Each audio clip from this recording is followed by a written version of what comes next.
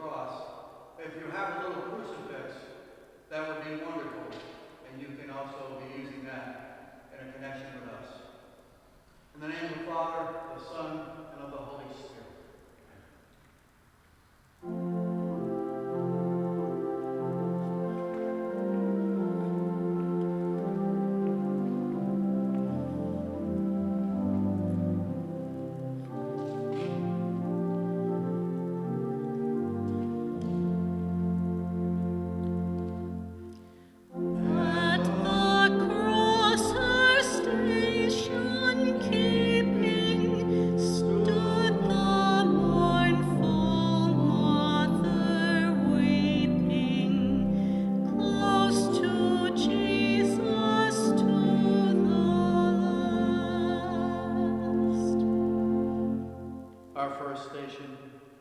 Jesus is condemned to die.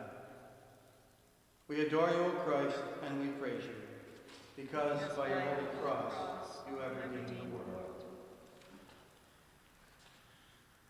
Pilate has just read my death sentence. I am to die on the cross. Should I rebel against Pilate?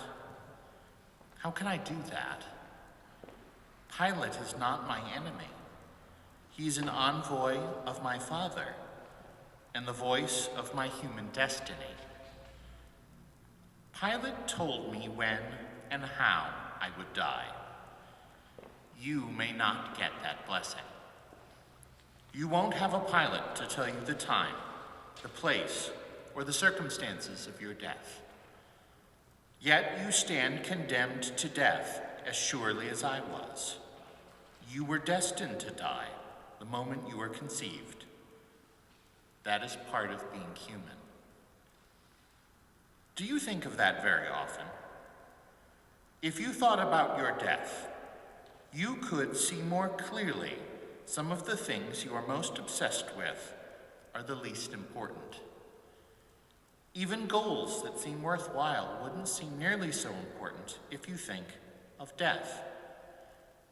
You surely would not be so worried about money, clothes, cars, and careers. These things don't make you precious. These things won't help you when your time comes to die. I remind you of this, not because my Father and I want you to be fearful for the future. Living in fear of death isn't what I want for you.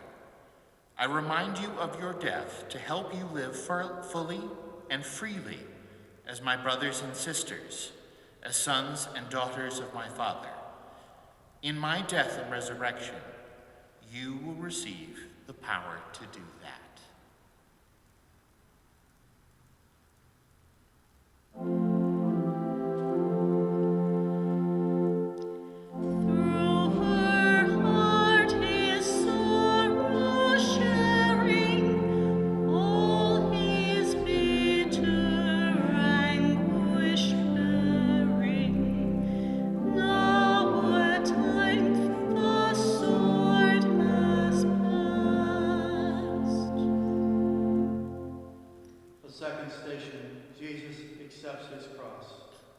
We adore you, O Christ, and we praise you, because by your holy cross you have redeemed the world. My instrument of suffering and death has been thrust upon me. Should I curse this heavy timber and those who laid it on me? No. The cross is neither bad nor good.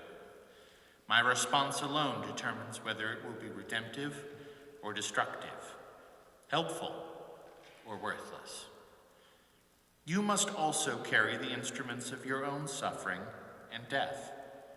You were born with defects that you may control but never abolish.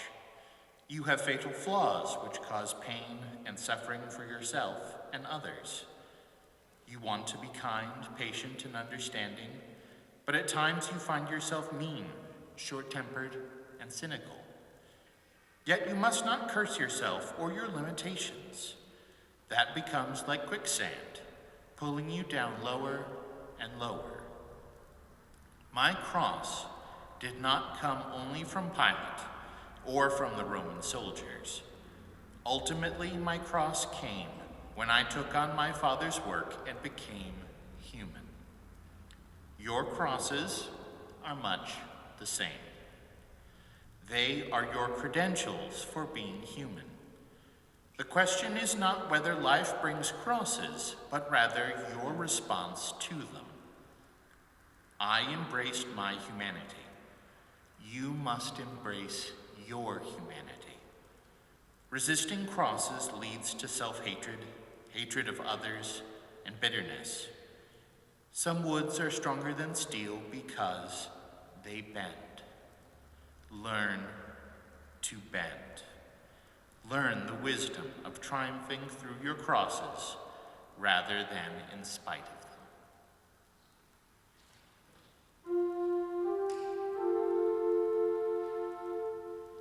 Oh, how sad and sore distressed was that mother highly blessed of the sole begotten one.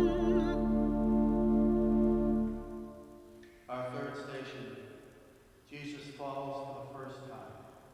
We adore you, O Christ, and we praise you, because by your holy cross you have redeemed the world. I have just fallen flat on my face. I tried to avoid it. I wanted to stay on my feet all the way to Calvary. I wonder if I fell partly because I was trying too hard to keep from falling. You can learn something from this fall. You also will fall if you try too hard to succeed all by yourself. I was so wrapped up in my efforts that I forgot to let my Father guide me. I forgot for an instant to let my Father work through me, to let him guide my next step. You are often tempted to take on more than you can do well, or to take on goals that, however worthy in theory, may not be right for you or may be undertaken for inferior reasons. Isn't this how it often happens in life? You decide what you want, and then you say to yourself, I'm going to achieve this goal, and when I succeed, even God will have to be impressed. You do not need successes to get my Father's attention. When you succeed, it is because of his grace anyway. So what you would be holding up as yours is really his already. My Father wants you, not your successes. In all you undertake, go first to him in prayer and ask what he wants. Try to learn my Father's will for you. Then, when you go to work, open your heart to him and let him work in and through you.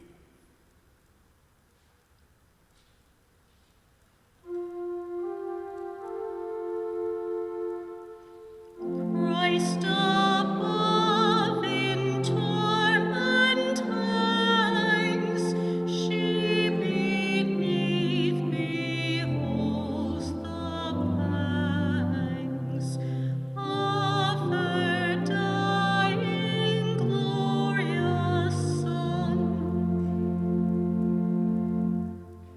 The fourth station, Jesus meets his afflicted mother. We adore you, O Christ, and we praise you, because by your holy cross you have redeemed the world. I have just seen my mother Mary. I wish that she and I could have been spared that meeting, which was painful. Was I trying to hide this final agony from her, thinking she might not be strong enough for it? Do you tend to avoid your loved ones, and they you in times of crisis? Some spend a lifetime shielding their deepest selves from their mothers, fathers, brothers, sisters, husbands, wives, sons, and daughters. In the end, this will fail, because your death has a way of exposing your weaknesses to your loved ones, as nothing in life ever could. Why wait until death or desperation to meet your loved ones? While you have the opportunities now, share with them the aspirations, joys, fears, and troubles that are most significant to you, the things that can help them understand you better. No matter how often you open yourself to them, especially in crises, it won't be easy. I know about that. You want them to see you at your best, just as I wanted my mother to see me only at my best. I didn't want her to see me so helpless. I underestimated Mary and losing sight of my Father's grace. Just as he gives you the grace to face loved ones when all hope seems lost, so he gives them the grace to cope not only with your pain, but their own as well.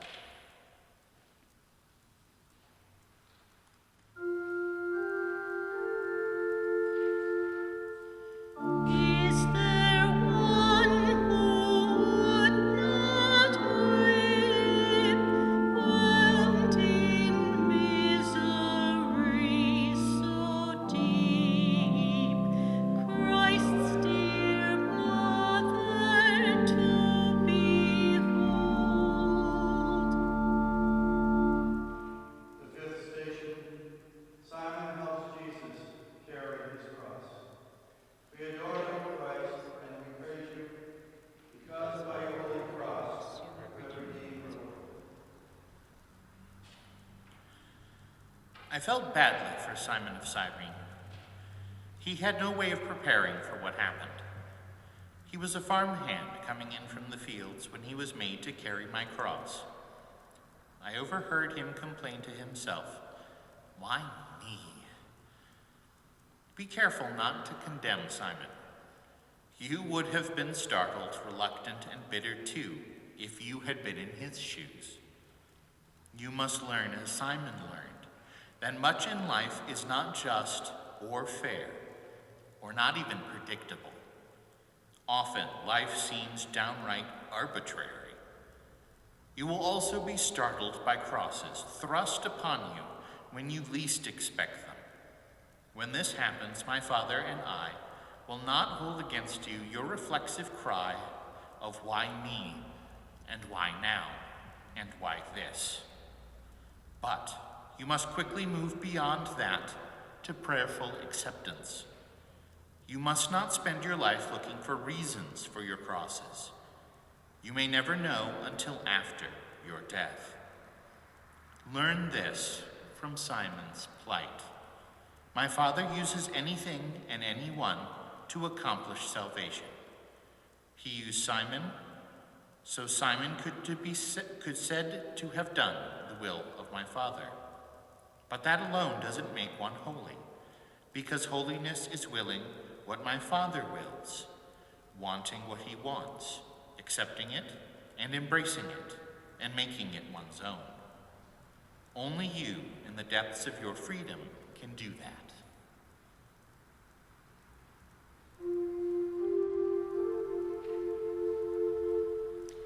Can the human heart refrain from partaking in her pain, in that mother's pain untold? The sixth station, Veronica wipes the face of Jesus. We adore you, Christ, and we praise you, because by your holy cross you have redeemed the world.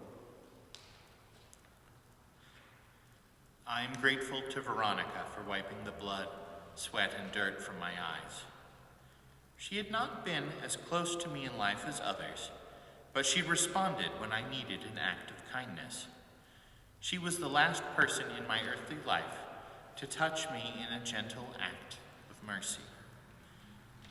You never know when an act of kindness you will do will be the last one a person experiences. So you should regard every opportunity for kindness as an act that may well last in eternity. Think of that when you catch yourself saying you're too busy to help others. This single act of kindness towards me should not be considered in isolation. Kindness is catching. Kindness begets kindness. Kindness is learned. Do you think Veronica was the one who just happened to be in the right place at the right time for this one celebrated act of kindness? No. She had spent a lifetime learning to be gentle. My face wasn't the first or the last that she soothed. You too cannot expect to be gentle in a crisis unless you have participated and practiced in gentleness so often that it starts to become almost natural. Would you have wiped my face? How can you say you would have done so if you ignored 1,000 troubled faces before you ever saw mine?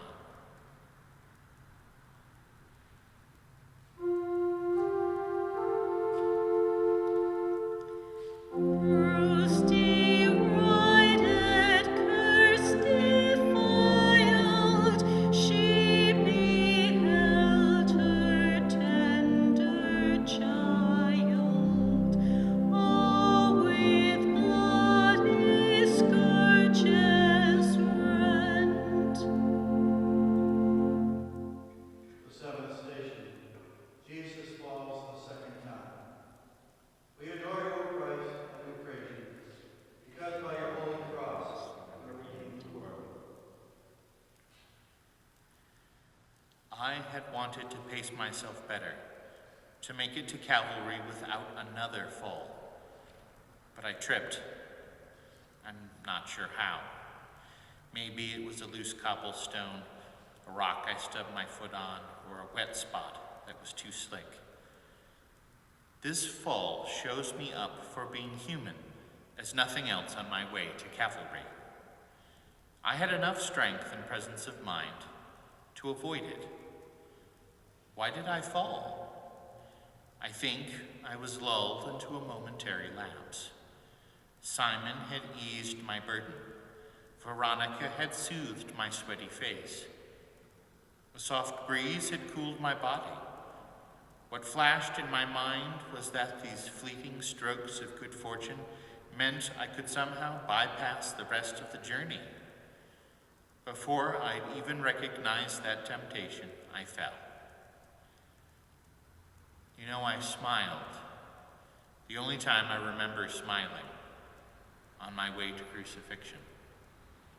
I smiled because I recognized how deeply I was like other people in being tempted not to drink fully of the cup my Father wanted me to drink. There is a profound lesson here for you in your journey.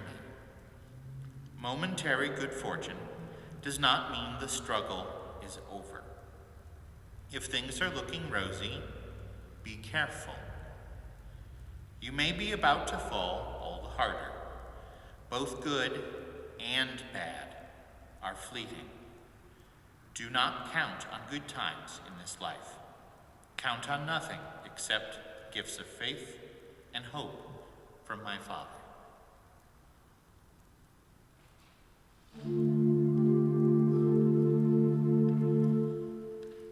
For the sins of his own nation saw him hang in desolation, till his spirit forth he sent. The eighth station. Jesus speaks to the woman Jerusalem. We adore you, O Christ, and we praise you, because by your holy cross you have redeemed the world. Why wasn't I more understanding with these weeping women who, after all, seemed to be showing me sympathy? Instead of graciously accepting their show of concern, I turned on them, with a seemingly harsh set of words. Don't weep for me. Weep for yourselves and for your children. I was not condemning these women for their public display, but I spoke harshly to them because I wanted them to be more aware of what they were doing. I was harsh because these women were part of a great multitude of curiosity seekers who had turned out to watch an execution. Remember that these women were engaged in a kind of formal religious practice of mourning and lamenting for the dead or condemned. They were weeping for the sake of weeping. They were weeping out of a rote religious duty without knowing me. I do not desire religious practice for its own sake. Indeed, when religious practices are carried out mindlessly, they aren't helpful. I detest religious routines when they become a way to avoid your deep personal commitment to me and my Father. Sometimes silence and solitude are the best religious practice. Sometimes it is better to be silent, to pour out your heart where no one can hear, rather than shout prayers in public. When you know for whom you weep, then come to Calvary's road.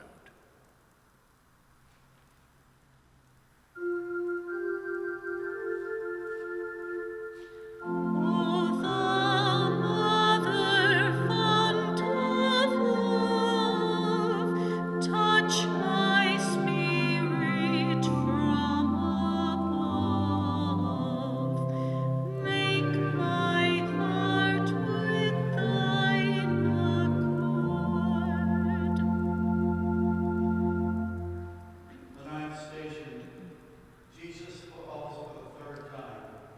We adore you, O Christ, and we praise you, because by your holy cross you have redeemed the world.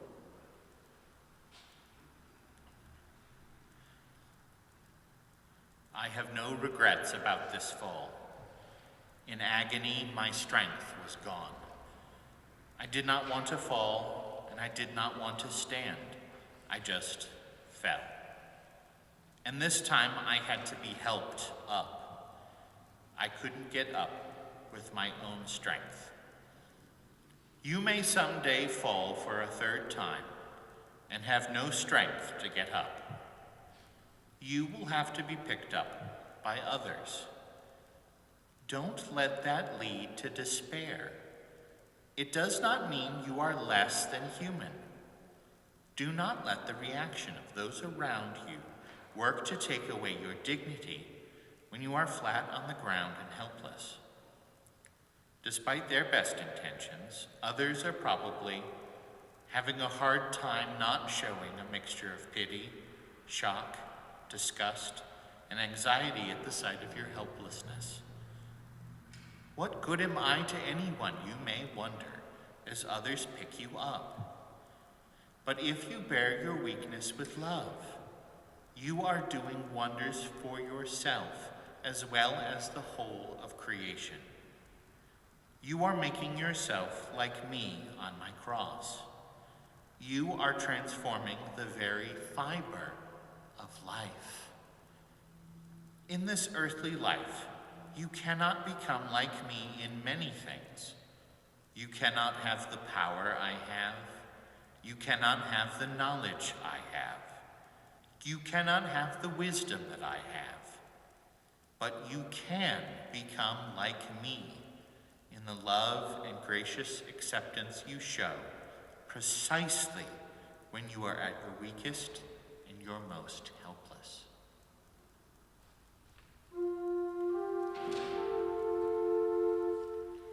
Make me feel as thou hast felt. Make my soul to glow and melt with the love of Christ my Lord.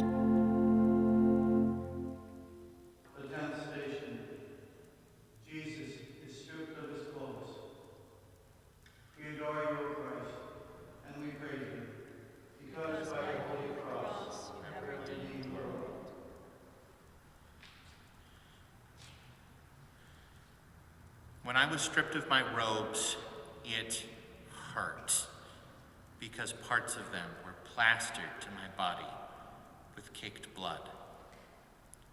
But it didn't hurt my ego. By this time, I had nothing left to cling to. I was emptied of all self-concerns. I want you to know and to live the truth symbolized by the ripping off of my clothes. My human life was an emptying of myself so that I could be filled by my Father. Your life must be a journey to reach the same goal. A new you filled with my grace and my peace. Clothes are very personal. You would instinctively resist having them ripped from you. Yet clothes are part of your outer self and a symbol of that outer, superficial self rather than your spirit. The more you cling to that superficial self, the more you will wrap layers of clothing around you that will one day need to be stripped away. Your death will be the end of that ego and all other empires that you have been building during your lifetime. If you have died daily to yourself, the stripping away of your humanity at your death will not hurt so much. You may, like me, not even clutch at them as your clothes, as well as your superficial self, are stripped away from you.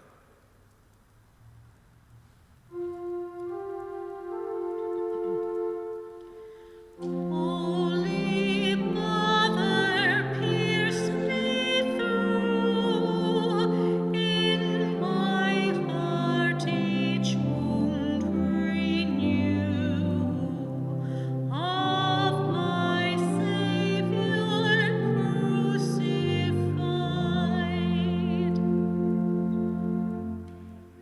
The 11th station. Jesus is nailed to the cross.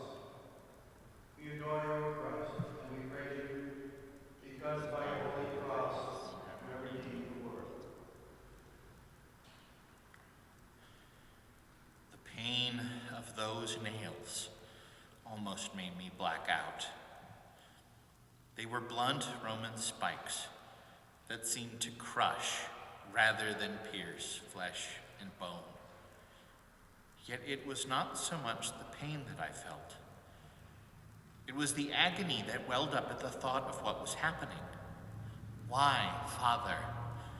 Why these nails in my hands? Let me tell you the difference between pain and suffering. Pain is the blind, impersonal clashing of forces that is universal. Suffering is uniquely human. A plant or an animal may be in pain, but there is no suffering as we experience it. Suffering springs from a mind capable of turning that raw pain into agony by asking, why? Why is this happening to me? Must it happen? Is it fair? That is why you must never underestimate the degree of suffering of any of your brothers or sisters. If you look only at their pain, you may wonder what they have to complain about. I've had much worse, you may say, but you cannot see their suffering. You don't know how sensitive they are, how quickly their pain can become an insufferable agony, or how long they have lived in that pain. Instead of judging, do what you can to relieve both their pain and their suffering. That is why, too, you must never underestimate the power of my suffering. No one sustained more pain than I, but pain was not the issue. Suffering was. My suffering was infinite because my capacity to ask why was infinite. and my love for you was infinite.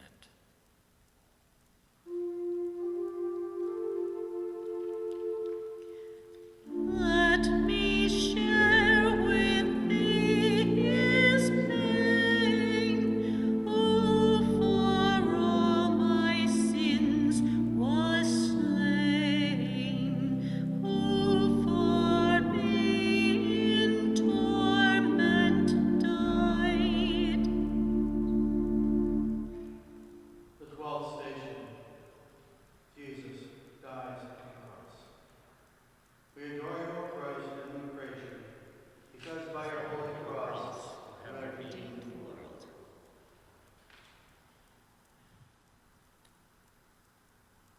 I was dying, and it hurt. I was alone, so utterly alone. I'd never felt that way before. I was sinking to hell and wondered if I could come back. I said, my God, why have you forsaken me? Some of you may believe that I cried, my God, why have you forsaken me, only because I was reciting a psalm or fulfilling a scripture passage. But I said that because I felt it profoundly. I was lost. I was despairing, even if I didn't stay in despair for very long. This cry was not an act, not pretending. How could it be? Could I have lived and died as a man without experiencing despair and doubt? If someone tells you that faith and hope will keep you from experiencing doubt and despair, do not listen to them. Faith and hope are opposite sides of doubt and despair, but they are not as radically different as most people think. You pass through doubt and despair, not around them. When you are falling into hell, do what I did. Shout your anguish directly to my Father. Complain to him to your very last breath, as I did. Your complaint will become a prayer, even as mine did. And my Father will hear and will answer you. Please kneel.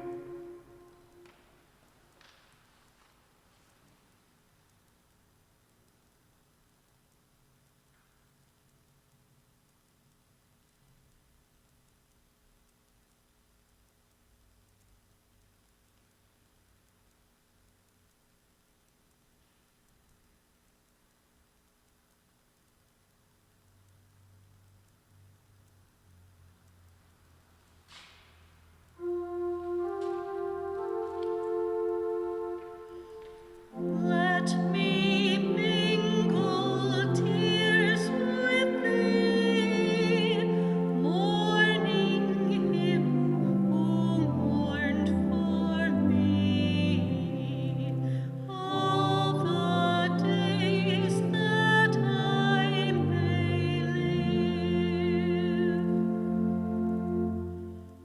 The 13th station, Jesus is removed from the cross. We adore you, O Christ, and we praise you, because by your holy cross you have redeemed the world.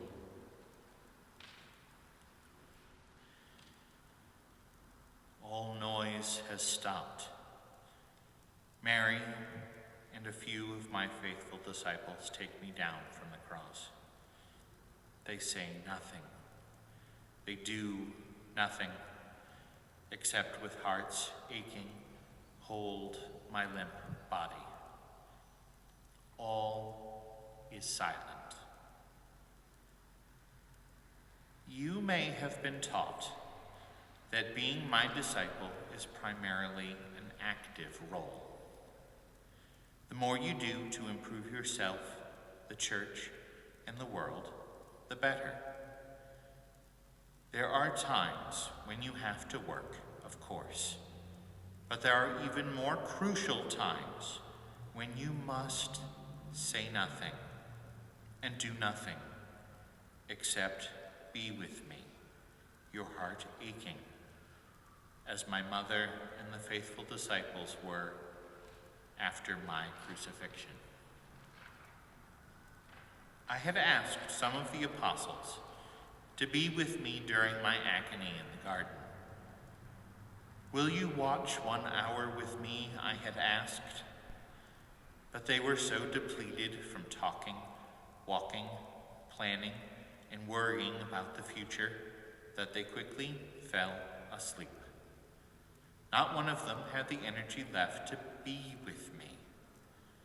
How often has that happened throughout the centuries?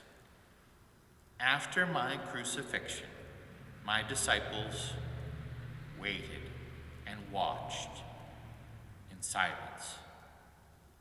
Some were closer to me than they were ever before. Do I have to die to get you to listen and to love in silence? Be with me in silent, heartfelt prayer at least once every day, and you will be on the road to becoming a faithful disciple.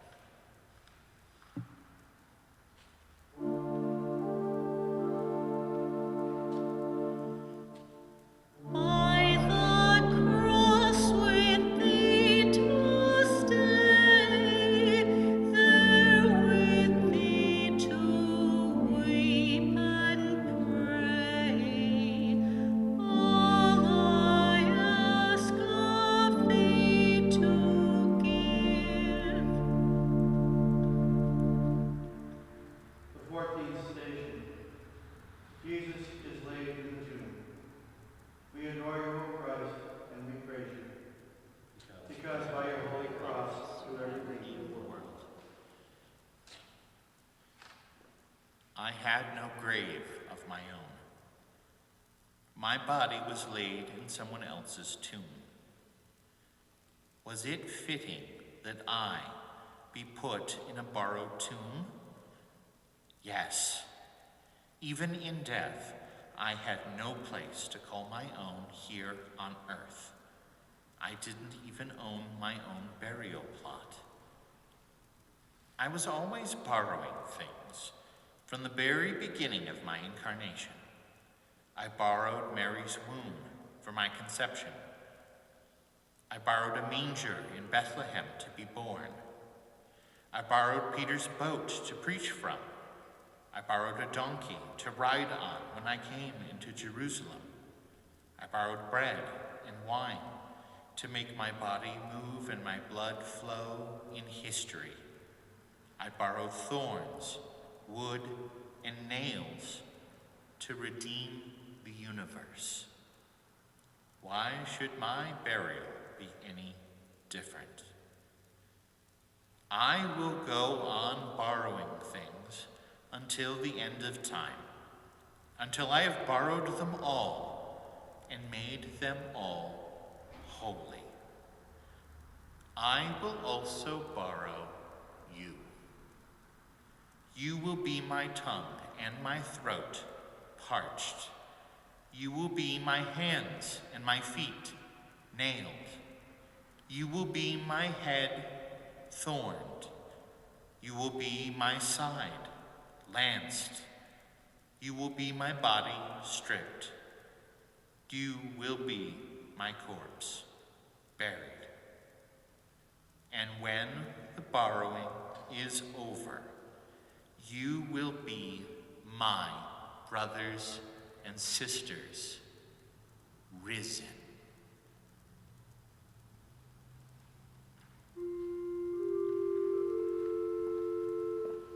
Virgin of all virgins blessed, listen